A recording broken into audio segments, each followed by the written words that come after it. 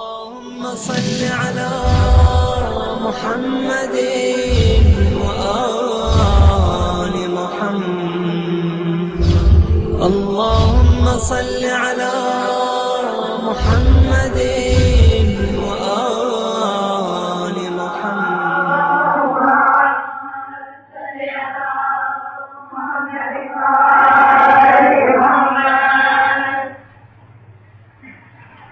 پچھلے نشست میں ہماری گفتگو اعمال شب قدر پہ ہو رہی تھی،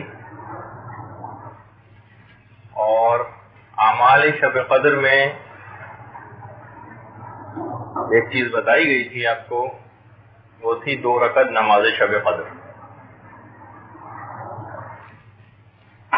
بہت اہم نماز ہے یہ. تو جب مستحب نمازیں ان کا اتنا زیادہ اجر و ثواب صرف ایک مستحب نماز کا کہ وہ ساری پچھلی زندگی کے گناہ معاف کروا دے، تو جو ہماری واجب نماز ہے اس کا اجر و ثواب کتنا زیادہ ہوگا. یہ بات یاد رکھیں، کوئی نماز مستحب اس کا کتنا ہی اجر و ثواب کیوں نہ ہو، وہ کبھی بھی اجر و ثواب میں واجب نماز کا مقابلہ نہیں کر سکتی. لیکن مسئلہ کیا ہے ہمارے ہاں، بس نماز کو اس کی عظمت کیونکہ دماغ سے نکل گئی ہے تو اس کو ایک روٹین کی چیز بالکل بنا لیا گیا ہے. جس طرح عربوں کے اندر بس رواج ہے کہ سوتے سوتے اٹھ کر نماز شروع کر دی وغیرہ وغیرہ. تو بالکل اس کی عظمت اور ایک نماز کا خود ایک خاکہ جو دماغ میں ہونا چاہیے وہ لوگوں کے دماغ سے نکل گیا ہے. دیکھیے 2 مرحلے ہیں نماز کے سلسلے میں. یہ بہت ہی ایک اہم موضوع ہے، اور عام طور پر کتابوں کے اندر، خاص طور پر جو اردو کتابیں ہیں اس میں تو اس چیز کا تذکرہ تقریباً نہ ہونے کے برابر ہے. اس وجہ سے اس موضوع کا انتخاب بھی کیا آج میں نے. مسئلہ کیا ہے کہ 2 مسئلے. پہلا مسئلہ یہ ہے کہ ہماری نماز صحیح ہو جائے، مسائل فقہ کے تحت بالکل صحیح ہو جائے، کوئی اس کے اندر غلطی نہ رہنے پائے. اور اگر یہ پہلا مرحلہ ہے، یہ بھی بہت ضروری مرحلہ ہے کہ پہلے تو چیز صحیح ہونی چاہیے. جب صحیح ہو جائے گی وہ قانون کے اعتبار سے، فقہی مسائل کے اعتبار سے، پھر دوسرا مرحلہ شروع ہوتا ہے کہ نماز قبول بھی ہو جائے. ہمارا جو زیادہ بڑا مسئلہ ہے وہ یہ ہے کہ ہم پہلے مرحلے پر ہی اٹک کر رہ گئے. ہماری تو مسائل فقہ کے تحت بھی نمازیں صحیح نہیں، نجاست و مطہرات کے مسائل بھی صحیح طریقے سے پتہ نہیں. وضو، غسل اور تیمم کی اتنی غلطیاں لوگوں کی دیکھنے میں آتی ہیں کہ جب وضو، غسل اور تیمم ہی غلط ہوگا، جو اتنی مختصر سی چیز ہے، تو نماز کے مسائل تو ان سے بھی بہت زیادہ ہیں، تو اس کی پھر غلطیاں. تو لوگ تو پہلے مرحلے پر ہی اٹک کر رہ گئے.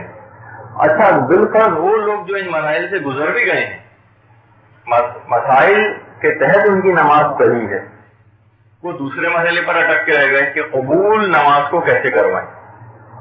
دیکھیے بہت ساری چیزیں تو موانعات میں سے ہیں کہ وہ نماز کو قبول ہونے سے روک دیتی ہیں. یعنی نماز آپ کی قبول ہی نہیں ہوتی. کچھ اعمال ایسے ہیں جن کا آج میں تذکرہ نہیں کر رہا. دوسرا یہ ہے کہ اس کے اندر کچھ اعمال اور چیزیں ایسی ہیں جو نماز کو قبولیت کے درجے تک لے جاتی ہیں. نماز قبول بھی تو ہو جائے نا. اس میں ایک اہم ترین مسئلہ ہے نماز میں خشوع اور خضوع کے پیدا ہونے کا. نماز میں خشوع اور خضوع کا پیدا ہونا یہ ہے کس چڑیا کا نام؟ لوگوں کے ساتھ دیکھیے سب سے بڑا مسئلہ ہے، سننے میں تو بہت آتا ہے بھائی نماز میں خشوع و خضوع ہونا چاہیے. یہ ہے کیا؟ اس کو پیدا کیسے کیا جائے؟ یہ ایک بہت بڑا مسئلہ. اور اس سے بڑا مسئلہ ہے لاؤڈ اسپیکر کا ہے.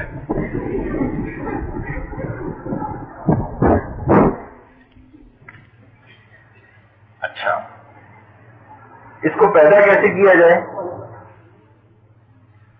اس کے کچھ طریقے ہیں، تقریباً 30-35 تو اس کے طریقے ہیں، لیکن آج بمشکل ہم بس 23-24 طریقوں ہی کے اوپر گفتگو کریں گے. اب جس کو جو طریقہ جتنا سوٹ کرتا ہے اس میں سے کہ نماز میں توجہ اور حضور قلب پیدا کیسے ہو، اب ہم اس کے کچھ طریقے اب گفتگو میں ذکر کریں گے۔ اچھا اب دیکھیے ایک حدیث ہے ہمارے ہاں کہ کیسے ہم پتہ چلائیں کہ ہماری نماز قبول ہوئی یا قبول نہیں ہوئی۔ کئی طریقے اس کے بتائے گئے ہیں، جس پہ ایک طریقہ یہ بھی ہے کہ نماز میں جس کا جتنا حضور قلب ہوگا، جتنی توجہ نماز کی طرف زیادہ ہوگی، اس کی مقدار کے برابر ہی اس کی نماز قبول ہوگی۔ یعنی یہ جو نماز کی قبولیت کا مسئلہ ہے نا، یہ نہیں ہے کہ بس 100% قبول تو اس کو قبول کہا جائے گا، نہیں، پرسنٹیج وائز ہے۔ کسی کی 100% بھی قبول ہوتی ہے، کسی کی 90%، کسی کی 80%، کسی کی 50%، کسی کی 10%، کسی کی 5% اور کسی کی بالکل 1%۔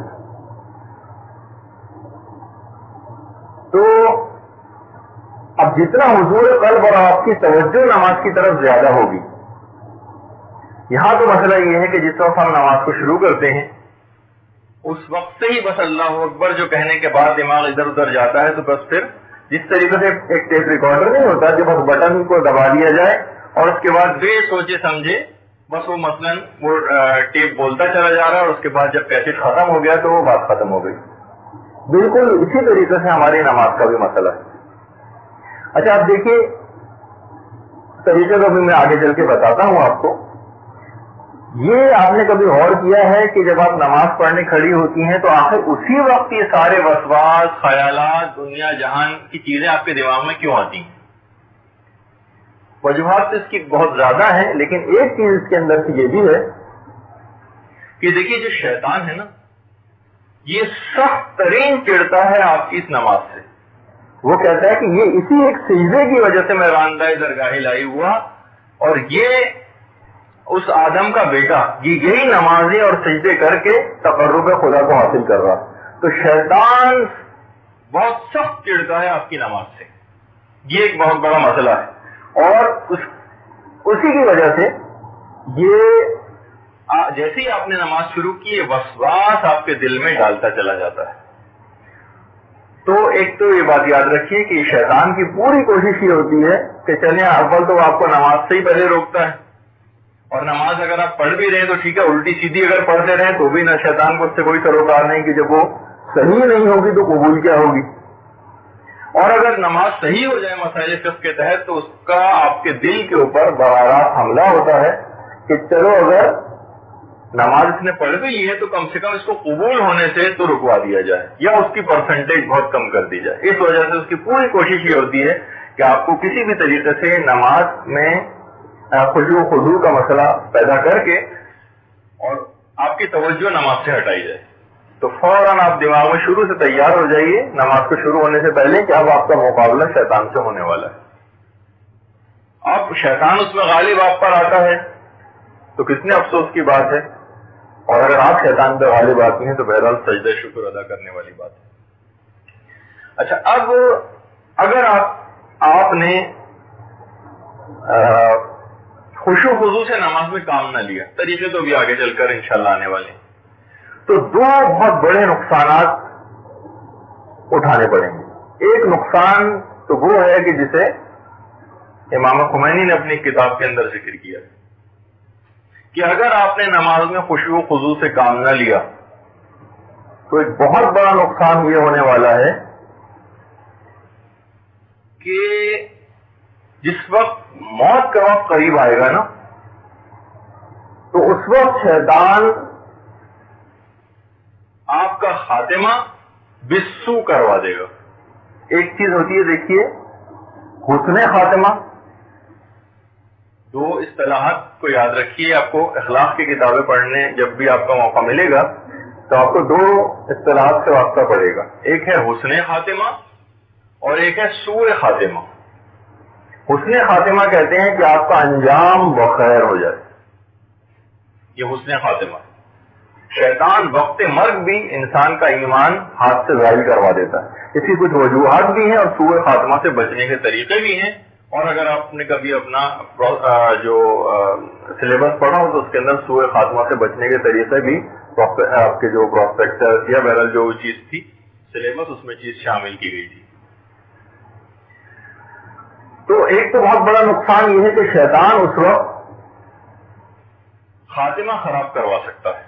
بالسو یعنی خاتمہ خراب ہو جائے اور وقت مرگ ایمان آپ کا ہاتھ سے چلا جائے, اور اس کے لیے بہت ساری دعائیں وغیرہ بھی. دوسرا یہ امام خمینی نے اس خطرے کی نشاندہی کی کہ ویل ہے, تباہی ہے, بربادی ہے, جہنم کا گڑھا ہے اس شخص کے لیے جو اپنی نمازوں میں غفلت سے کام لیتا ہے. تو ظاہر ہے نمازوں میں غفلت ہو رہی ہے, توجہ اس طرف نہیں ہے, شکیات کے مسئلے بھی پیش آ رہے ہیں, سجدہ سہو بھی واجب ہوا جا رہا ہے, نماز احتیاط بھی واجب ہوئی جا رہی ہے, کتنی ایسی چیزیں ہیں, بعض اوقات نماز باطل بھی ہو رہی ہے. ایک تو وہ وہی ہے کہ وہ اپنی نمازوں میں غفلت سے کام لیتے جو نماز ہی نہیں پڑھتے, اور کچھ علماء اخلاق نے کہا نہیں اس سے یہ بھی معنی مراد ہے کہ جو بالکل لاپرواہی, بے توجہی اور عظمت پروردگار کو دل میں نہ رکھتے ہوئے بس ایسی ہی نمازیں پڑھ رہے ہیں. تو یہ تو دو بہت بڑے نقصانات ہیں. اچھا جب دو بڑے نقصانات ہیں تو کچھ فائدے بھی ہیں. فائدے تو خیر بے شمار ہیں. سب سے پہلا فائدہ تو یہی ہے حسن خاتمہ, انجام بخیر ہو جائے گا جو شخص بھی خشوع و خضوع سے نماز میں کام لیتا ہے. اور ایک اور حدیث کے مطابق امام نے فرمایا کہ اگر کوئی شخص اپنی پوری زندگی میں صرف 2 رکعت نماز ایسی پڑھ لے کہ جس میں خدا کے علاوہ اس کے دماغ میں دنیا کا کوئی خیال نہ آئے, تو اس کی پچھلی زندگی کے تمام گناہ معاف ہو جاتے ہیں. اتنی بڑی بات ہے یہ. تو اتنی بڑی چیز ہو کہ صرف پوری زندگی میں 2 رکعت نماز اور اس کے اندر سوائے پروردگار کے کوئی دنیا کا خیال اس کے دماغ میں نہ آئے, تو ساری زندگی کے گناہ معاف کروا سکتا ہے وہ. تو کتنی بڑی چیز ہے یہ. اس سے آپ کو نماز میں خشوع و خضوع کا جو رتبہ ہے اور مرتبہ ہے اس چیز کا, اس کا اندازہ ہو جائے گا. اب آ جائیے براہ راست علاج کی طرف, یعنی کون سے ہم ایسے طریقے اختیار کریں کہ جس سے ہمارے نماز میں توجہ, حضور قلب. اچھا اب سب سے پہلا طریقہ, اچھا اب دیکھیے وہ بھی اس میں آگے چل کے آنے بھی والے ہیں. خشوع کس کو کہتے ہیں, خضوع کس کو کہتے ہیں, اس کی ایک تعریف تو خود مولا کائناتی نے بتائی ہے, لیکن ابھی آگے چل کے اصل میں ہمارا مقصد یہ ہے کہ اس میں علاج آپ کو بتا دیا جائے. مترادف الفاظ کے معنوں میں استعمال ہوتے ہیں خشوع اور خضوع, بس یہ کہ عظمت پروردگار دماغ میں ہو اور مکمل توجہ اور حضور قلب کے ساتھ آپ نماز کو پڑھیں. اچھا اب سب سے پہلا علاج, سب سے پہلا طریقہ 23-24 تو آج ہم ذکر کریں گے, ان میں سے جو جس کو جیسا سوٹ کرتا ہے اس کے مطابق اپنی ہیبٹ بنا لیں کہ اس طریقے پر عمل کریں جو آپ کو زیادہ بہتر لگے. بہتر تو سارے ہیں, علماء کرام نے ذکر کی.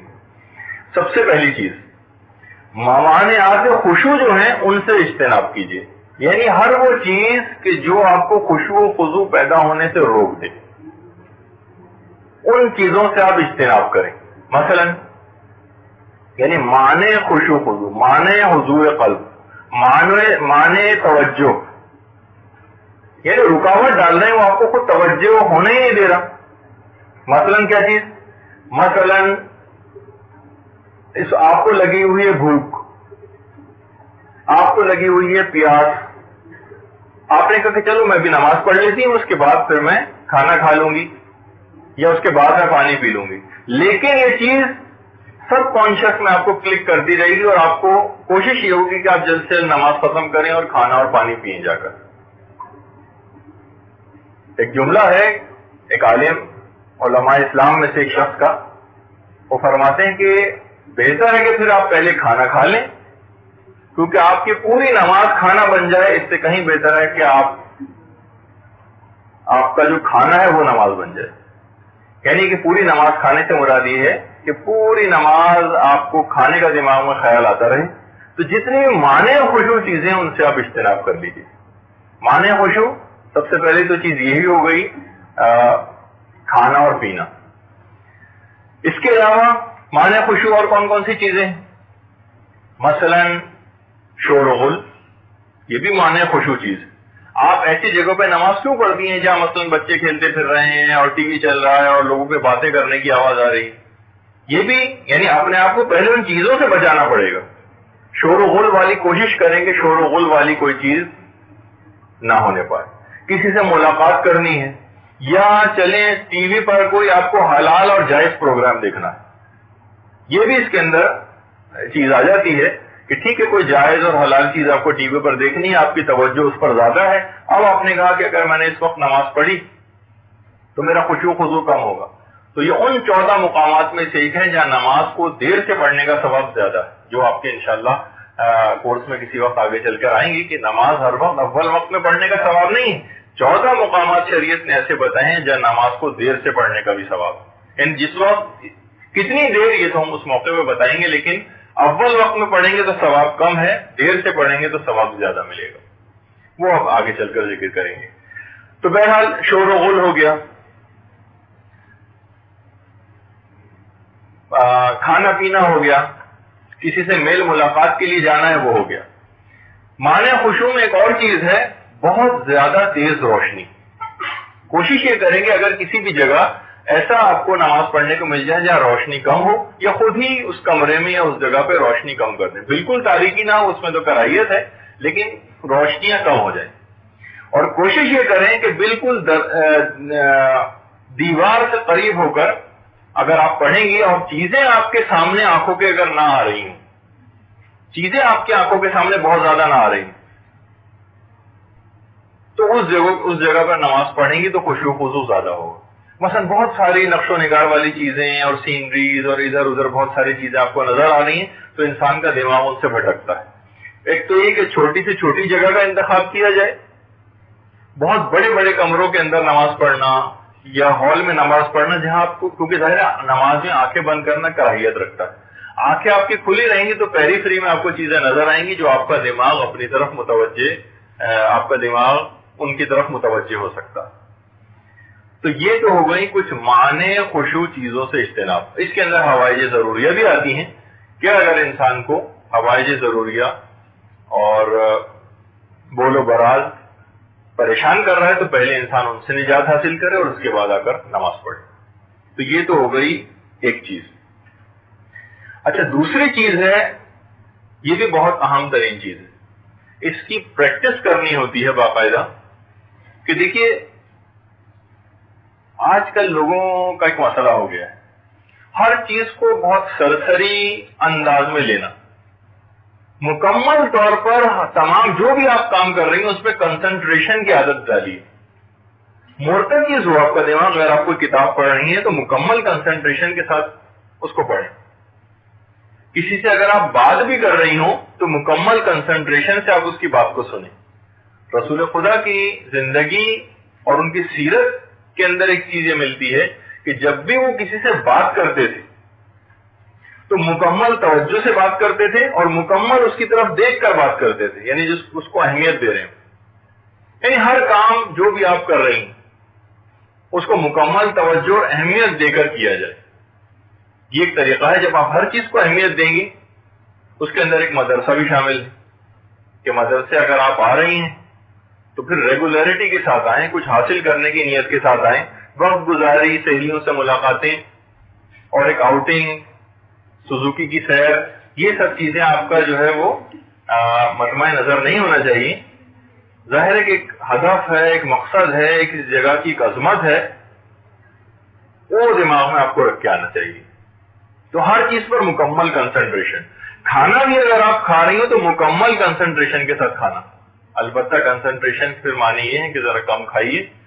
اچھا، پھر اس کے بعد حتیٰ کہ یہاں تک ملتا ہے جو مختلف علوم کے ماہرین لوگ ہیں وہ یہ کہتے ہیں کہ ہر چیز میں کنسنٹریشن کے معنی ہیں کہ اگر آپ ٹوتھ پیسٹ بھی کر رہی ہیں تو اس کے فوم اور جھاگ کو بھی اپنے منہ میں محسوس کیجیے، اس کی طرف بھی مکمل توجہ دیجیے کہ آپ کیا کریے نہ ہو کہ دماغ کسی اور طرف ہو اور مثلا عمل کوئی اور انجام دیا جا رہا ہو. تو اگر آپ کو ہر چیز میں مکمل ارتکاز اور توجہ کے ساتھ اس چیز کو کام کرنے کی عادت ہو جائے گی تو آپ خود دیکھیں گے نماز میں بھی آپ کی توجہ زیادہ ہوگی. یہ دوسرا طریقہ ہے، یہ لانگ ٹرم ہے، عام زندگی میں بھی اپلائی کرنے والا طریقہ ہے. تیسری چیز طریقہ نمبر 3. تیسرا طریقہ یہ ہے نماز میں خشوع و خضوع پیدا کرنے کا کہ جسمانی خشوع و خضوع بھی ہونا چاہیے.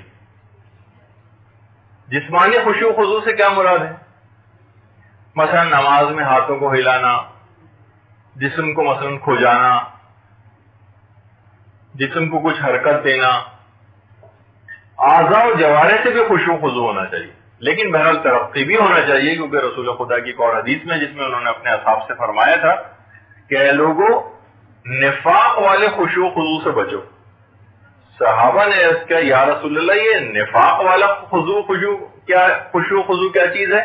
تو رسول نے کہا کہ جسم پہ تو خشوع و خضوع ہو لیکن دل اس سے خالی ہو.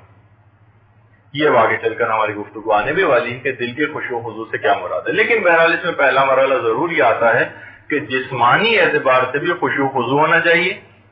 مثلا اس کا ایک طریقہ بھی علماء نے بتایا کہ مثلا سر آپ کا جھکا ہوا ہو اور آپ کے کندھے جھکے ہوئے ہوں اور جسم میں کوئی حرکت نہ ہو اور آپ کی نگاہ جو ہے وہ سجدہ کی طرف مرکوز ہو. یہ جسمانی خشوع و خضوع میں چیزیں آتی ہیں جن کی جسم کو غیر ضروری حرکت نہ ہو. ظاہر ہے کہ اگر انسان کو کراہیت میں بھی آتا ہے اور اس کا مطلب ہے کہ اس کی عظمت پروردگار دماغ میں نہیں ہے کہ وہ کس کے سامنے کھڑا ہو کر عبادت کر رہا ہے، کہ مثلا انسان اگر جماہی لے رہا ہے اور نماز پڑھ رہا ہے اور انگلیاں چٹکا رہا ہے اور نماز پڑھ رہا ہے اور جسم کھجا رہا ہے اور نماز پڑھ رہا ہے، تو اس کا مطلب ہے کہ عظمت پروردگار سامنے نہیں. ایک معمولی سا حکومتی عہدیدار کے سامنے اگر انسان کھڑا ہو تو اس کے سامنے ایسی حرکتیں نہیں کرے گا کہ جائے گا کہ پروردگار کے سامنے اور اس کی بارگاہ میں کھڑا ہے اور انسان اس قسم کی حرکت کرے.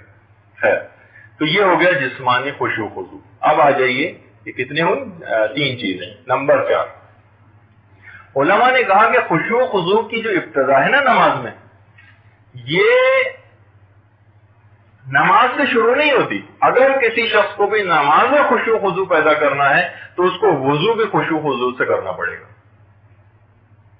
وضو کو بھی مکمل توجہ اور حضور قلب کے ساتھ انجام دیں، مکمل مستحبات کے ساتھ، مکمل جو اس کی مستحب دعائیں ہیں وضو کی اس کے ساتھ. اس میں ایک ایک دعا کا مفہوم بھی جس کا میں ذکر کر چکا ہوں بہت عرصے پہلے جو ہماری گفتگو ہوئی تھی گناہ چھوڑنے کے طریقے، اس میں اس کا ذکر کیا تھا کہ توجہ بالکل آپ کی اس ترجمے کی طرف بھی ہو کہ ایک ایک چیز کے اندر میدان قیامت کو یاد دلایا جا رہا ہے وضو کی دعاؤں. تو جب ظاہر ہے کہ انسان کے سامنے ہر وقت میدان قیامت رہے گا اور آخرت کی اس کو فکر ہوگی تو خود بخود نماز میں خشوع و خضوع زیادہ ملے گا. تو ایک تو طریقہ، چوتھا طریقہ یہ بھی ہے کہ خشوع و خضوع کی ابتدا وضو سے کیجیے. اچھا، اس کے بعد وضو تو خشوع و خضوع سے ہونا ہی چاہیے. علماء نے کہا اذان میں بھی خشوع و خضوع ہونا چاہیے. اذان اور اقامت میں اگر اذان و اقامت میں آپ نے خشوع و خضوع سے کام لیا ہے تو انشاءاللہ نماز میں بھی آپ کو خشوع و خضوع ملے گا. مکمل توجہ. جب بھی کہا جاتا ہے کہ جس وقت بھی اذان دی جا رہی ہو تو انسان قیامت کی منادی کا تصور دماغ میں لے کر آئے. اس میں بھی اسی طریقے سے ندا دی جائے گی اور تمام لوگ اپنی قبروں کو چھوڑ کر میدان قیامت میں جمع ہوں گے. وہ تصور کرے کہ یہ گویا وہی ندا ہے، وہی آواز ہے کہ اب سب مردوں کو جمع کرنے کا حکم دیا جا رہا ہے. تو بہرحال جب اذان سے بھی مقصد یہ ہے کہ انسان کو اپنی آخرت یاد آتی رہے.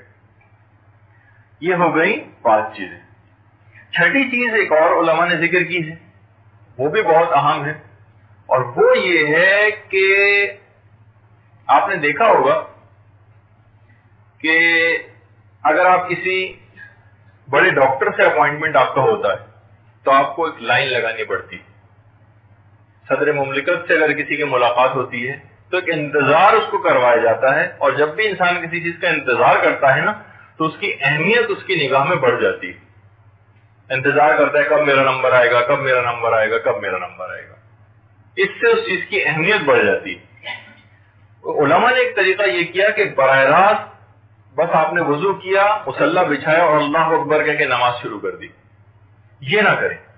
اگر آپ کو نماز میں خشوع و خضوع پیدا کرنا ہے تو چند منٹ مصلی پر بیٹھی رہی، اور چاہے وہ وقت کے شروع ہونے سے پہلے ہو. مثلا اگر 12:20 پر آج کل ظہر کا وقت آتا ہے تو آپ 12:15 پر وضو کر کے اور مصلی پر مثلا آ کر بیٹھ جائیں. اور 5 منٹ تک تسبیح پڑھتے رہیں. اپنے دل کو آمادہ کریں کہ آپ کس کی بارگاہ میں جا کر نماز پڑھنے والی. بہت ہی عام چیز ہے یہ, اور آپ دیکھیں گے کہ آپ کو خشوع و خضوع زیادہ ملے گا اگر آپ اپنے آپ کو نماز کے لیے کچھ دیر انتظار کروائیں گے. یہ بہت عام ترین چیز ہے, کبھی اس کا تجربہ آپ کر کے دیکھیں گے تو انشاءاللہ آپ کو نماز میں خشوع و خضوع زیادہ ملے گا. اچھا, ایک اور طریقہ ہے تو یہ خواتین کے لیے بھی, لیکن کیونکہ اس کے مواقع نہیں ہیں آج کل ان کے پاس اتنے, لیکن مردوں کے لیے خاص طور پر یہ ہے, اور اپنے گھر کے مردوں کو بھی آپ خشوع و خضوع کے سلسلے میں اس چیز کو سمجھا سکتی ہیں کہ وہ اپنی ہر نماز کوشش یہ کریں کہ باجماعت اگر ان سے ادا ہو سکے.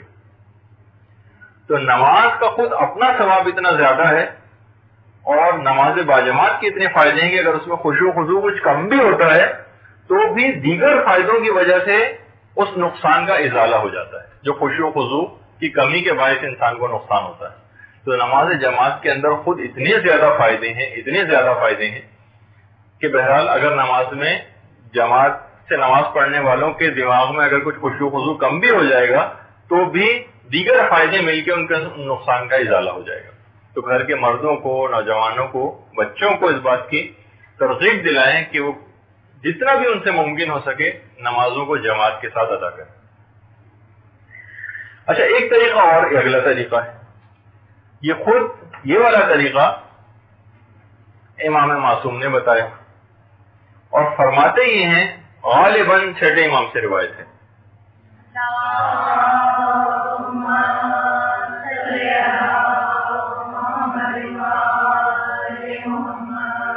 فرماتے ہیں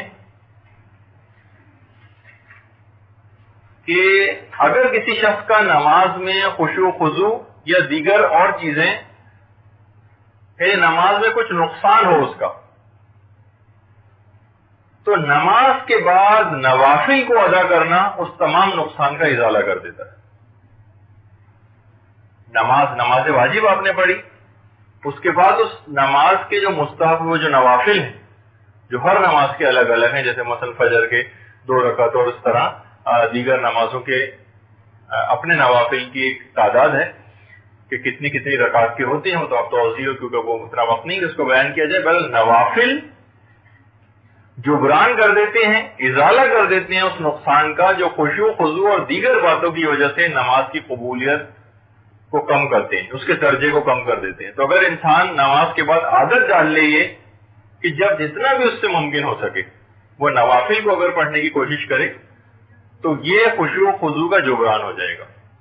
اچھا, ایک اور چیز بھی ہے کہ بہرحال اس کے اندر زیادہ بہتر اور ثواب کی بات یہی ہے کہ آپ اپنے قضا واجبات کو نوافل کی جگہ پہ انجام دیں, وہ زیادہ بہتر ہے. نوافل کیونکہ بہرحال اپنی تمام تر تاکیدات کے باوجود مستحب ہیں, لیکن اگر انسان کے جو اوپر قضا واجبات ہیں وہ ہر صورت میں اپنے اوپر سے ادا کرنے کی کوشش کیجیے. اچھا, اب آ جائیے اگلا طریقہ جو علماء نے بتایا. فرماتے ہیں کہ اگر کوئی شخص خارج نماز میں جتنا زیادہ نافرمانی پروردگار سے بچے گا اتنا ہی داخل نماز میں اس کو خشوع و خضوع حاصل ہوگا. مشکل جملہ میں نے کہا تھوڑا سا. خارج نماز میں یعنی نماز سے ہٹ کر جو عام زندگی ہے اس میں جو شخص جتنا زیادہ گناہوں سے بچے گا اتنا ہی داخل نماز میں یعنی نماز کے اندر اس کو خشوع و خضوع حاصل ہوگا. تو اگر کوئی شخص عام زندگی فسق و فجور کی ویسے ہی گزر رہی ہے اور اس میں گناہ ہے, موسیقی ہے, غیبتیں ہیں اور دیگر اور گناہ اس کے اندر پائے جاتے ہیں, تو نماز میں بھی خشوع و خضوع کم اس کو نصیب ہوگا. تو خارج نماز میں بھی آپ کو اگر خشوع و خضوع پیدا کرنا ہے تو اپنی عام زندگی کو جو نمازوں سے ہٹ کر آپ عام سوشل لائف اپنی گزارتی ہیں اس کے اندر بھی گناہوں سے اجتناب کرنا پڑے گا. طریقے تو آ چکے اپنے مقام پر, ان کو بھی کمی کرتے رہنا پڑے گا. اگلی چیز یہ ہے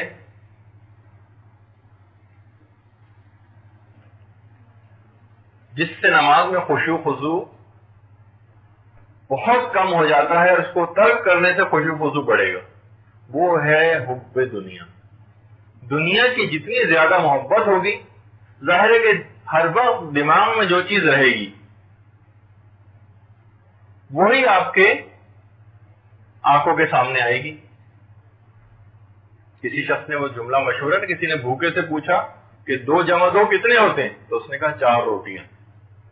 تو بالکل وہی والی بات ہے اس میں بھی کہ ہر وقت جب دماغ پر دنیا سوار، ہر وقت صرف اور صرف دنیا ہی کی فکر ہو، آخرت کی کوئی پلاننگ نہ ہو، تو یہ کیسے ممکن ہے کہ نماز میں آخرت کا خیال دماغ میں آئے؟ نماز میں جب عام زندگی میں خدا دماغ میں ہوگا تو نماز میں بھی ہوگا. عام زندگی میں جب 24 گھنٹوں کے اندر سے جو صرف 15 منٹ آپ نماز کے پورے 5 وقت کی نماز کے نکالتی ہیں، تو آپ حساب لگا لیجئے کہ 23 گھنٹے اور 45 منٹ جب ہر وقت صرف اور صرف دنیا کا دماغ میں خیال ہوگا تو آخرت کا خیال کی نوبت کب آئے گی؟ تو بہرحال اس کے اندر آپ کی لائبریری میں ایک کتابچہ ہے بھی اس موضوع پر، تو اس کو کم کرنے کے طریقے کیا ہیں وہ بھی پڑھ کر، اور کہ کس طریقے سے دنیا کی محبت کو اپنے دل سے کم کیا جا سکتا ہے. دنیا کی محبت کو ختم کرنا یہ اس کا مفہوم وہ نہیں ہے کہ بالکل انسان دنیا سے کنارہ کش ہو کر بیٹھ جائے، بلکہ یہ کہ جہاں دین اور دنیا کے اندر ٹکراؤ ہو بس وہ آخرت والی چیز کو ترجیح دے، دنیا کی چیز کو ترجیح نہ دے، جس کی میں نے پچھلی دفعہ مثال دی تھی کہ ہر دفعہ چھری جو ہے وہ دین ہی کی گردن پر نہیں چلنی چاہیے. کبھی کبھار دنیا کو قربان کر کے تو دیکھیے، آپ کو خود لطف محسوس ہوگا. پھر اس کے بعد ایک نسخہ ہے، انشاءاللہ جب ہماری گفتگو آگے چلے گی تو اس میں تربیت اولاد کے سلسلے میں جو 40 اصول ہیں وہ بھی آپ کی خدمت میں پیش کیے جائیں گے. اس میں ایک اصول یہ بھی ہے جو میں نے بھی آپ کے سامنے پیش کیا کہ دیندار گھرانوں کے ساتھ میل جول کو بڑھائیے. ان کے جو دیندار گھرانے ان کے بچوں کے ساتھ آپ اپنے بچے، اپنے گھر والے، اپنے خاندان کے جو بچے ہیں ان کے ساتھ ان کے ربط ضبط کو بڑھائیں تاکہ بہرحال ان کی وہ ایک دوسرے سے کچھ سیکھیں. اور فاسق و فاجر، دین سے لاپرواہ اور بے پرواہ قسم کے لوگوں سے ملاقاتوں کو بڑھایا جائے گا تو ظاہر ہے بچوں کے اوپر انہی کا اثر زیادہ ہوگا. اور بچے تو بچے، یعنی بڑوں کے اوپر جب اتنا اثر ہوتا ہے تو آپ خود سوچیے کہ بچوں پر کتنا زیادہ ہوتا ہوگا. تو بہرحال اہل خشوع و خضوع کے ساتھ اپنے ربط ضبط کو بڑھانا، یہ اس کے اندر ایک چیز آئی. اس کے بعد اگلا طریقہ، یعنی مقصد یہ تھا کہ نیکوکار لوگوں کے ساتھ جتنا زیادہ دیر آپ رہیں گی اتنا ہی زیادہ نماز میں بھی خشوع و خضوع ملے گا. اور ظاہر ہے کہ بالکل دنیا دار اور وقت کپڑے فیشن اور اس کی باتیں کرنے والی خواتین کے ساتھ رہیں گی تو بس دماغ پہ وہی سوار رہے گا اور ممکن ہی نہیں ہے کہ نماز میں خشوع و خضوع آئے. اچھا، اس کے بعد اگلا طریقہ ہے، اچھا یہ کچھ 2 طریقے بالکل میں برابر ذکر کر رہا ہوں لیکن یہ دونوں طریقے تقریباً ایک دوسرے کے الٹ ہیں. پہلا طریقہ ہے نماز کو اپنے تمام مستحبات، آداب اور شرائط کے ساتھ بجا لانا. نماز کو اپنے تمام آداب اور شرائط کے ساتھ بجا لانا. ظاہر ہے کہ جب انسان مکمل مستحبات کے ساتھ، تمانیت کے ساتھ نماز کو ادا کرے گا تو اتنی زیادہ اس کا مطلب ہے کہ اس کی نماز میں تعظیم کی جھلک آئے گی کہ واقعی یہ نماز کا کتنا اکرام کر رہا ہے، تعظیم کر رہا ہے اس طریقے کی جو پروردگار کی عبادت کے لیے انجام دیا جاتا ہے. تو نماز کو جتنے مستحبات کے ساتھ انجام دیا جائے گا اتنا ہی زیادہ عظمت نماز آپ کے دماغ پر سوار ہوگی اور آپ سے خشوع و خضوع خود بخود آپ کے اندر پیدا ہوتا چلا جائے گا. ایک تو طریقہ ہے، لیکن اس کا ایک برخلاف طریقہ بھی ہے. جب انسان ظاہر ہے کہ نماز میں خشوع و خضوع کو بڑھانے کے لیے زیادہ تمام مستحبات کے ساتھ نماز کو پڑھنے کی کوشش کرے گا تو لا محالہ اس کے اندر وقت بھی زیادہ لگے گا.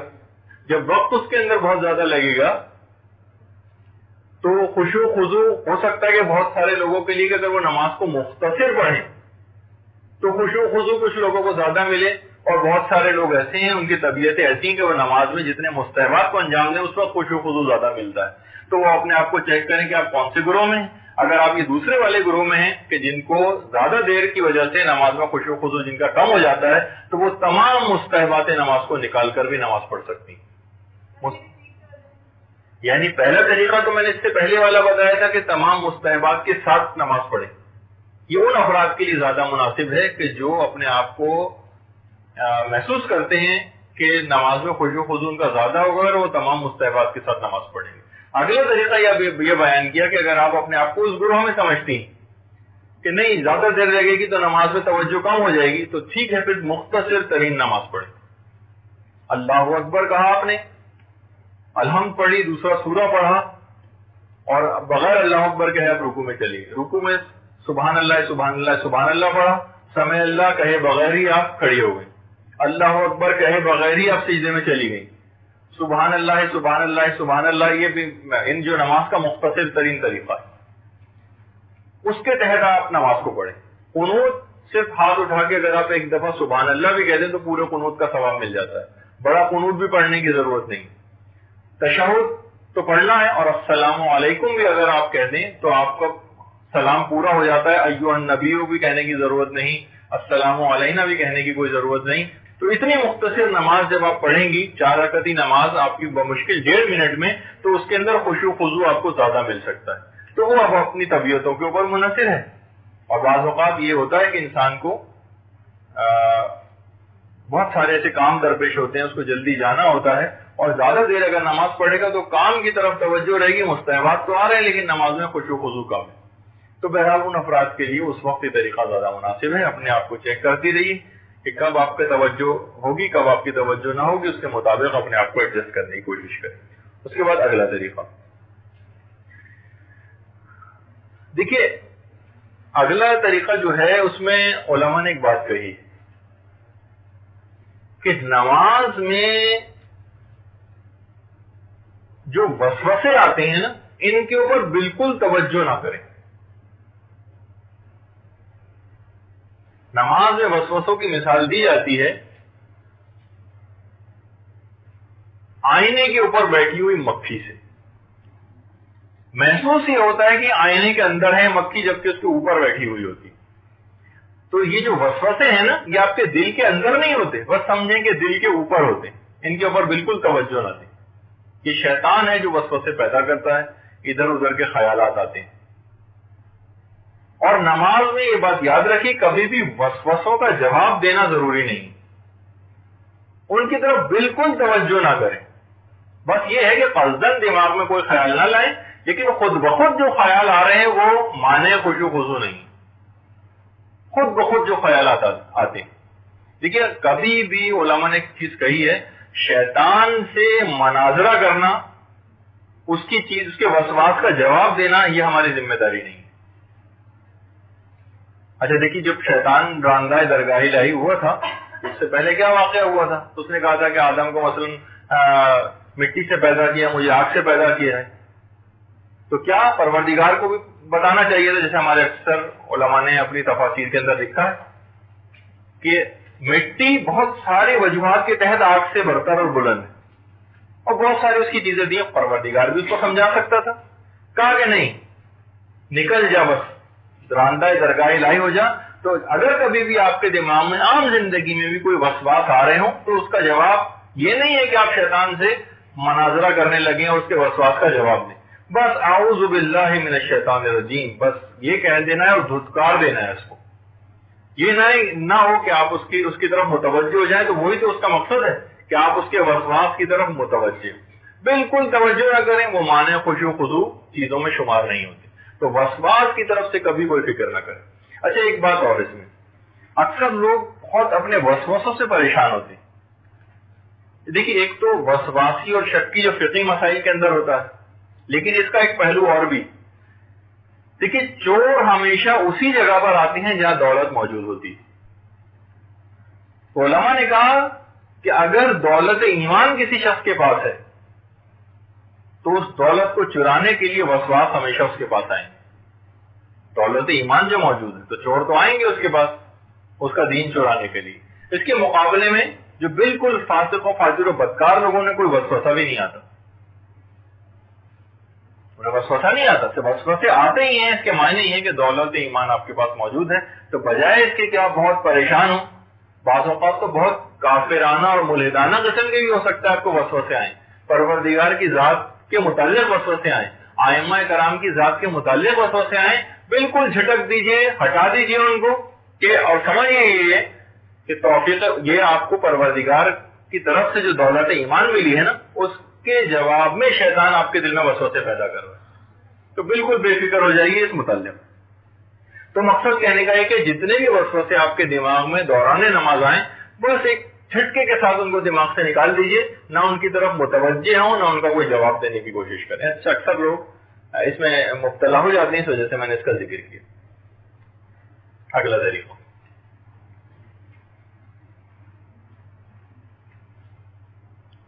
وہ ہے خشوع خضوع۔ اگر کبھی آپ کا دوران نماز پیدا نہ ہو تو علماء نے ایک طریقہ یہ بھی بتایا ہے کہ کچھ اپنے نفس کو سزا بھی دیجیے۔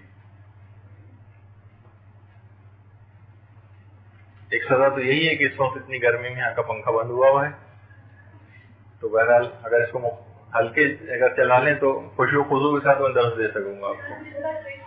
چلیں بس پھر چھوڑیے اس کو۔ اچھا، پھر اس کے بعد اپنے نفس کو سزا دینا۔ اچھا دیکھیے ہمارے ساتھ مسئلہ کیا ہے، بمشکل کبھی ایک نماز پڑھی، خشوع خضوع اس میں ہوا نہیں ہوا، چھوڑ دی، پھر اگلا موقع آیا، پھر خشوع خضوع نہیں ہوا، پھر چھوڑ دیا۔ مختلف علماء کرام کی سیرت میں بھی چیز ملتی ہے اور رسول کے مخلص صحابہ کی سیرت میں بھی۔ ایک عالم کا واقعہ ملتا ہے کہ ان کو جب انہوں نے ایک دفعہ اپنی زندگی میں ایسا موقع بھی پیش آیا کہ ان سے نماز شب قضا ہو گئی، نماز شب وہ اس رات کو نہ پڑھ سکے اور سوتے رہ گئے، تو اگلی پوری رات انہوں نے جاگ کر گزاری۔ اس کے بعد پھر کہتے ہیں کہ مجھ سے کبھی نماز شب قضا نہیں ہوئی۔ تو بعض اوقات انسان اپنے نفس کو، قوم اور نجف کے دینی طالب علم اپنے آپ کو بعض اوقات اس قسم کی، ایک تو غیر شرعی مجاہدات ہوتے ہیں، ان میں نہیں، جو شرعی مجاہدے اور شرعی سزائیں، روزہ رکھوں گا میں سخت گرمیوں میں مثلا روزہ رکھوں گا کہ مجھ سے فلاں کام میں نے کیا، بالکل اسی طریقے سے کہ میں مثلا پوری رات جاگ کر گزاروں گی اگر میں نے فلاں کام کیا تو۔ اب اس میں ایک اگر خشوع خضوع نہیں پیدا ہوا تو اگر خشوع خضوع کم ہے تو اس نماز کو آپ دوہرا بھی سکتی، حتیٰ کہ ایک واقعے کے اندر جناب رسول خدا نے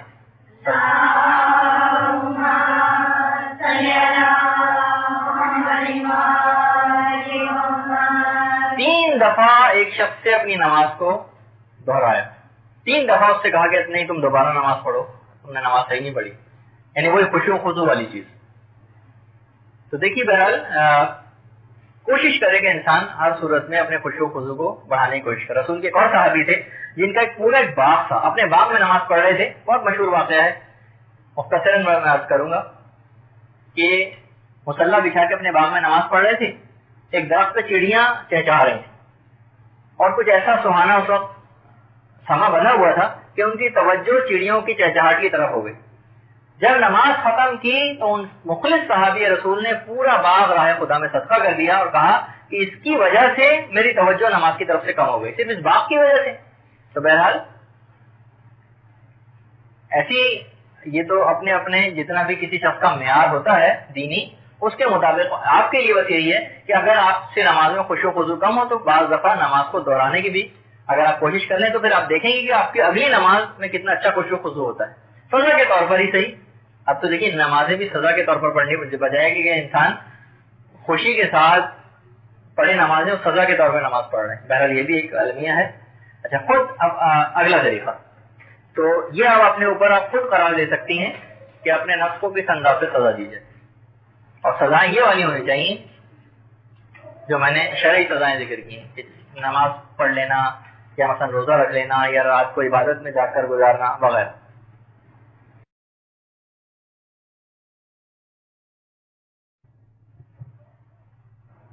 کبھی انسان تصور کرے کہ پروردگار مجھے دیکھ رہے نماز پڑھتے ہوئے، تو کیا کبھی ایسا ہو؟ دیکھیے یہی وہ وجہ ہے کہ انسان جیسے مردوں کو آپ دیکھتی ہیں اکثر گھر میں مثلا بنیان پہن کے نماز پڑھ رہے ہیں، یا بالکل موٹے ٹوڑے جو گھر کے کپڑے ہوتے ہیں جمائی لیتے ہوئے مثلا نماز پڑھی۔ اس کا مطلب یہ ہے کہ بالکل بھی ان کو خیال نہیں ہے اس چیز کا کہ کس کی بارگاہ میں وہ کھڑے ہوئے ہیں، خدا آپ کو دیکھ رہا ہے۔ اگر بعض اوقات کوئی مہمان بھی آ جائے اور ہم کو اس حالت میں نماز پڑھتے ہوئے دیکھے تو وہ خود انسان کتنی شرمندگی محسوس کرتا ہے کہ بھائی فلاں شخص نے ہمیں دیکھا کہ ہم اس لباس کے اندر نماز پڑھ رہے تھے. نماز کے جو مستحقات ہیں آپ دیکھیے کہ انسان بہترین کپڑے پہنے اور عطر لگائے اور اس طریقے سے کسی ملاقات کے لیے جاتا ہے, انسان کتنا تیار ہو کر کسی تقریب میں, اس طریقے سے نماز کے متعلق حکم ملتا ہے. یہ نہیں کہ بالکل گھر کے میلے کچیلے اور مڑے توڑے اور اس طرح کے کپڑوں کے اندر انسان نماز پڑھے. اس کا مطلب یہی ہے کہ وہی والا مسئلہ ہے کہ اس کے دل میں پروردگار کا وہ ہیبت, وہ خوف اور وہ مقام نہیں ہے. ورنہ تو جب ایک عام دنیاوی آدمی کے سامنے, ایک عام شخص کے سامنے جاتے ہوئے انسان اپنے لباس کو ٹھیک کرتا ہے, تو پروردگار کے سامنے جاتے ہوئے تو اس کو کتنی توجہ کی ضرورت ہوگی. تو بہرحال اس کے اندر ایک چیز یہ کہ خدا آپ کو دیکھ رہا ہے, یہ تصور دماغ میں لے کر آئیں, پھر اس کے بعد جو نماز پڑھی جائے گی وہ بہترین نماز ہو. کبھی کوشش تو کر کے دیکھیے یہ دماغ میں خیال رکھتے ہوئے کہ پروردگار آپ کو دیکھ رہا ہے اس وقت. جس طریقے سے اگر کوئی شخص مثلا آپ کو پتہ چل جائے کہ وہ جو گھر میں مثلا وہ جو آئی لگی ہوتی ہے دروازوں پر, اس سے کوئی آپ کی نماز کو دیکھ رہا ہے اور چیک کر رہا ہے کہ آپ نماز کیسی پڑھتی ہیں, تو کس طریقے سے آپ محتاط ہو کر نماز پڑھیں گی. بالکل اسی طریقے سے آپ سوچیے کہ پروردگار آپ کو دیکھ رہا ہے کہ آپ نماز کیسی پڑھتی ہیں, تو آپ کی نماز پھر اس وقت کیسی ہونی چاہیے. اس کے بعد ایک طریقہ یہ بھی ہے اس سے اپنے آپ کو بچانا ہے جس سے خشوع و خضوع نماز میں حاصل ہوتا ہے, اور اس بات پر عمل کرنے سے خشوع و خضوع نماز میں کم ہو جاتا ہے. وہ ہے نامحرموں پر کثرت سے نگاہ ڈالنا. یہ علماء نے لکھا ہے کہ بدنظری کرنے سے, نامحرموں پر قصدن حرام نگاہ ڈالنے سے خاص طور پر نماز میں خشوع و خضوع کم ہو جاتا ہے, اور نماز کا لطف, لذت اور لطافت غارت ہو جاتی ہے. اور اس سے بچنے سے بہت زیادہ نماز میں خشوع و خضوع حاصل ہوتا ہے. البتہ اس کے اندر وہ گناہ والا پہلو ہے جو یہاں جائز صورت میں دیکھنا مراد ہے, اس سے خشوع و خضوع میں کمی واقع نہیں ہوتی. اس کے بعد اگلا طریقہ یہ ہے رخصت ہونے, یہ جناب رسول خدا نے طریقہ بتایا.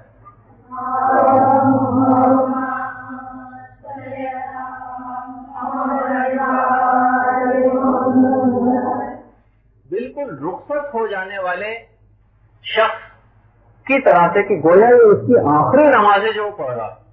اگر انسان اپنے آپ کو, اچھا یہ دیکھیے یہ بھی ایک طریقہ ہے اسلام کے اندر, اور جو بھی اپنے محاسبے کی طرف توجہ رکھتے ہیں ان کے لیے ایک مسئلہ یہ بھی ہے کہ ہمارا انشاءاللہ اس موضوع پر ایک گفتگو ہوگی بھی جس کا نام ہی ہے شب و روز کیسے گزاریں. اس کے اندر ایک یہ ہے کہ مثلا انسان اپنے قضا واجبات کو انجام دینے کی کوشش کرتا ہے.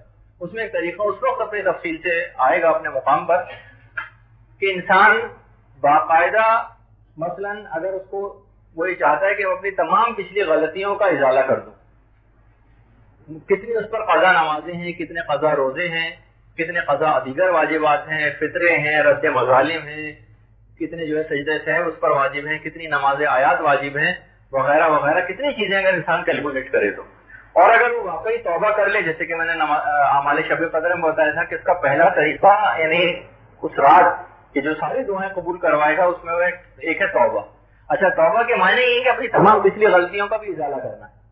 تو اس میں باقاعدہ انسان, اگر ایک طریقہ یہ بھی ہے علماء نے بتایا کہ اگر کوئی شخص اپنی زندگی کا ایک ٹائم پیریڈ مقرر کر لے کہ مثلا ایک سال کا 365 دن کی ایک لسٹ بنا لیں اور اس میں کہ بس سمجھے کہ میں ایک سال بعد میں مر جاؤں گی, تو اس ایک سال کے پیریڈ میں مجھے اپنی نمازیں, روزے, اور بس آپ کو سمجھے کہ آپ کو پتہ چل گیا کہ ایک سال بعد آپ کا انتقال ہو جائے گا, بس اب اس کو ٹارگیٹ آپ اپنا بنائیے اور اس کے بعد اپنے اعمال کو انجام, جو واجبات ہیں اس کو انجام دینے کی کوشش کریں. اگر واقعا بھی کسی بھی وجہ سے حکم پروردگار ہوا اور انتقال ہو بھی گیا تو ایک فائدہ اس چیز کا یہ ملے گا کہ جو اعمال آپ کے باقی رہ جائیں گے وہ سب کے سب معاف ہو جائیں گے. یہ بہت بڑا فائدہ ہے, لیکن یہ کہ انسان باقاعدہ کوشش بھی کرے. یہ کہا جائے گا اس نے اپنے قضا واجبات کو اتارنے کی کوشش کی تھی. تو بہرحال رخصت ہونے والے شخص کے طریقے سے نماز پڑھنا, ہر نماز کو گویا ایسے پڑھے, اور دیکھیے اب یہ تھوڑا سا مقام اور مرتبہ تھوڑا بڑھتا چلا جا رہا ہے, ایسے نماز پڑھے گویا یہ میری سب سے آخری نماز ہے. جب پتہ چل جائے کہ بس 2 رکعت نماز ہے اور اس کے بعد مثلا جلاد کی تلوار گردن پہ چلنے والی ہے اور اس کے بعد مثلا ہم مر جائیں گے, ہمیں مار دیا جائے گا, تو انسان وہ آخری نماز کس طریقے سے پڑھتا ہے. تو رسول نے کیونکہ یہ طریقہ بتایا تو انسان کبھی کبھار اس پر بھی عمل کرنے کی کوشش کر کے دیکھے تو پھر دیکھے گا کہ اس سے کتنے فائدے اس کو حاصل ہوتے ہیں۔ اس کے بعد اگلا طریقہ ہے الفاظ پر مکمل توجہ دیتے ہوئے نماز پڑھنا۔ الفاظ پر توجہ، اچھا صرف بہت سے لوگ کہتے ہیں بھائی ابھی وہ آگے ایک مرحلہ آتا ہے معنوں پہ توجہ کا بھی، لیکن ابھی شروع میں جو آپ کو جب نماز میں خشوع و خضوع قائم کرنا ہے تو آپ مکمل سے توجہ اپنے الفاظ پر رکھیے۔ بسم اللہ الرحمن الرحیم پر توجہ ہو آپ کی، اس کے بعد آپ کا ارادہ ہے کہ اب میں الحمدللہ رب العالمین کہنا ہے۔ اب صرف الفاظ کے اوپر توجہ، معنی کے اوپر ابھی فی الحال نہ جائیں۔ جب آپ اس مرحلے سے نکل جائیں اور الفاظ پر آپ کی توجہ مکمل طور پر قائم ہو جائے 3 4 5 6 مہینے میں، پھر اس کے بعد اگلا طریقہ پہ اوپر آپ جائیے کہ معنوں کی طرف بھی آپ توجہ کیجیے۔ پوری نماز کے معنی کیا ہیں، آپ کہہ کیا رہی ہیں پروردگار سے، ٹھیک ہے نا؟ تو الفاظ پر توجہ دیتے ہوئے نماز پڑھیں۔ اس کے بعد اگلا طریقہ ہے جب آپ اس کی عادی ہو جائیں گے تو پھر معنوں پر توجہ دیتے ہوئے نماز کو پڑھیں۔ اس کے بعد اگلا طریقہ ہے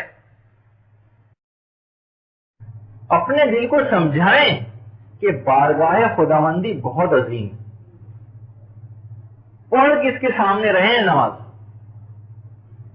یہ بہت ہی بڑا مرحلہ ہے۔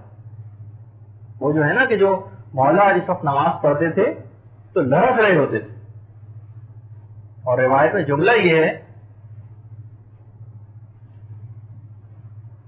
کہ جناب فاطمہ تو زہرا سلام اللہ علیہ جس وقت نماز پڑھتی تھی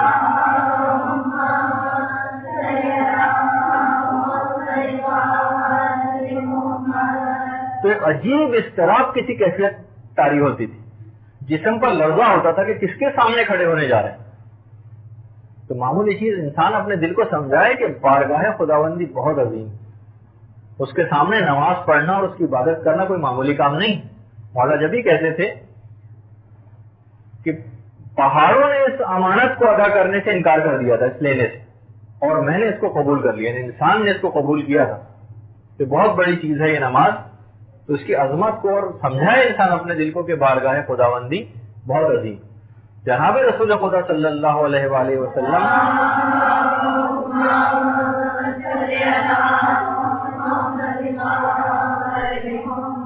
کے متعلق یہ ملتا ہے کہ جس وقت نماز کے لیے کھڑے ہوتے تھے تو سینے سے ایک ایسی آواز آتی تھی جس طرح جوش کھائی ہوئی دیگ میں سے آواز آتی، ایک عجیب اضطراب۔ اور حضرت ابراہیم کے متعلق تو یہاں تک روایت ہے جو عقل میں بھی نہیں آتی کہ نہ جانے کتنی میل دور تک ان کے دل کی دھڑکن سنائی دیتی تھی لوگوں کو۔ اب مادیات کے پردے اتنے زیادہ دبیز ہو گئے کہ ہمیں ان روایت پر نہ تو یقین آتا ہے اور سمجھ میں نہیں آتی کہ ان کے معنی کیا ہیں، کہ ایک شخص کے دل کی دھڑکن کی آواز میلوں دور تک کیسے سنائی دے سکتی۔ لیکن وہ وہی بات ہے کہ انسان مادیات کے پردے چاک کر دے اور نافرمانی خدا سے اپنے آپ کو بچائے تو بہت سی چیزیں اس کی نگاہوں کے سامنے واضح ہو جاتی ہیں۔ تو ان میں سے ایک چیز یہ تھی۔ تو بہرحال اگلا طریقہ انسان باقاعدہ اپنے دل کو سمجھائے کہ یہ بہت بڑی بات ہے۔ اور آخری طریقہ اس کے اندر آج کی حد تک یہ ہے کہ دیکھیے ہو سکتا ہے 1 2 3 4 5 10 دفعہ نمازیں پڑھنے سے بھی آپ کو خشوع و خضوع نہ حاصل ہو پائے آپ، کوئی بات نہیں، کوشش جاری رکھیے۔ عربی زبان میں ایک محاورہ بھی ہے کہ جو شخص بھی کوشش کرتا ہے بالآخر اس کو پا لیتا ہے۔ تو بہرحال کوشش جاری رکھیے، کبھی نہ کبھی زندگی میں ایسا مرحلہ آئے گا اور انشاءاللہ جلد آئے گا۔ خلوص کے ساتھ اور پروردگار سے دعا کرتے ہوئے آپ نے اگر ان نمازوں کو پڑھا تو جلد ہی وہ موقع آ جائے گا کہ آپ مکمل خشوع و خضوع کے ساتھ نمازیں پڑھا کریں گے۔ اور ایک بات اور یاد رکھ لیجئے کہ آپ کتنا بھی خشوع و خضوع کیوں نہ حاصل کر لیں، آپ کی نماز کامل کبھی بھی نہیں ہو سکتی۔ وجہ کیا ہے اس کی؟ وجہ اس کی یہ ہے کہ عظمت پروردگار کے سامنے آپ کیسی ہی نماز کیوں نہ پڑھیں اس کی کوئی حیثیت نہیں۔ عظمت پروردگار اتنی زیادہ ہے تو اس کے سامنے آپ کی نماز کی کوئی حیثیت پیدا نہ ہو سکے گی۔ تو نمازوں سے تو آپ کبھی مطمئن ہوں گی نہیں اپنی، لیکن بس بہرحال ترقی کی کوشش کرتے رہنا۔ اچھا، اب ایک چیز میں آپ کے سامنے اور پیش کر دوں، اس کے بعد اگر موقع ملا، ہاں موقع ہے، تھوڑا وقت ہے بھی ہمارے پاس، ایک مسئلہ اس کے بعد میں اور نیا بالکل ایک ٹاپک مختصر سا صرف ایک مسئلہ آپ کی خدمت میں پیش کروں گا. وہ یہ ہے کہ اگر ایک دفعہ بھی آپ نے ایسی نماز پڑھ لی مکمل خشوع و خضوع کے ساتھ، تو ایک فائدہ تو میں نے ابھی بتایا آپ کو کہ جناب پچھلے سارے گناہ آپ کے معاف ہو جائیں گے، جو کہ امام سے روایت بھی ہے. دوسرا فائدہ یہ ہے کہ آپ کی تمام اس سے پہلے پڑھے جانے والی جتنی بھی نمازیں ہیں جو بغیر خشوع و خضوع کے تھیں، وہ تمام بھی مکمل خشوع و خضوع کے ثواب کے ساتھ مکمل خشوع والی نمازوں میں کنورٹ ہو جائیں گے. معمولی چیز ہے یہ، مکمل، یعنی اگر آپ نے پوری زندگی میں ایک مرتبہ بھی مکمل خشوع و خضوع کے ساتھ نماز پڑھ لی تو پچھلی تمام نمازیں اتنی خشوع و خضوع والی پروردگار بنا لے گا. دلیل اس کی کیا ہے؟ دلیل اس کی ہے ایک قرآن کی آیت ہے کہ اگر کوئی شخص بھی، مفہوم یہ ہے کہ توبہ کرتا ہے اگر، تو اس کا فائدہ اس کو کیا ملتا ہے؟ یبدل اللہ سیئاتہم حسنات، پروردگار اس کی پچھلی زندگی کے تمام گناہ بھی نیکیوں میں بدل دیتا ہے. تو جب گناہوں کا معاملہ ایسا ہے کہ گناہ توبہ کے بعد نیکیوں میں تبدیل ہو رہے ہیں، تو نماز تو معاذ اللہ کوئی گناہ بھی نہیں ہے، وہ تو ایک خشوع و خضوع کے بغیر ایک پڑھی تھی نا، تو پروردگار بدرجہ اولا ان کو خشوع و خضوع نماز والی نمازوں میں تبدیل کر دے گا. اولئک یبدل اللہ سیئاتہم حسنات، پروردگار ان تمام گناہوں کو بھی نیکیوں میں بدل دیتا ہے جو اس سے پہلے وہ توبہ کرنے والا انجام دے چکا ہوتا ہے. اچھا، اب ایک بات اور کہ بعض اوقات جب بھی انسان عظمت نماز سے متعلق گفتگو سنتا ہے تو اس کے دل میں ایک بہت مایوسی سی اپنی پچھلی نمازوں کے متعلق آتی ہے. لیکن اپنے آپ کو مایوس نہ ہونے دیجیے، جتنے بھی آپ نے جیسے بھی ابھی تک نمازیں پڑھی ہیں بس انشاءاللہ سمجھے کہ وہ پچھلی تو قبول ہو گئی ہوں گی، اور اس کی بھی ایک دلیل ہے ہمارے پاس. بھائی دیکھیے، اگر کسی شخص کے پاس آپ روزانہ جاتی ہیں اور اس کی منہ پر آپ تعریف کریں گے، تو اگر اس کو تعریف اپنی پسند ہوگی تو وہ آپ کو آنے دے گا اپنے پاس روزانہ، اور اگر تعریف پسند نہیں ہوگی تو ایک دفعہ، دو دفعہ، تین دفعہ کے بعد کہہ دے گا بھائی آپ ہمارے گھر نہ آئے کیجیے، ہمارے منہ پہ ہماری تعریف نہ کریں. ایک ہے یہ بات.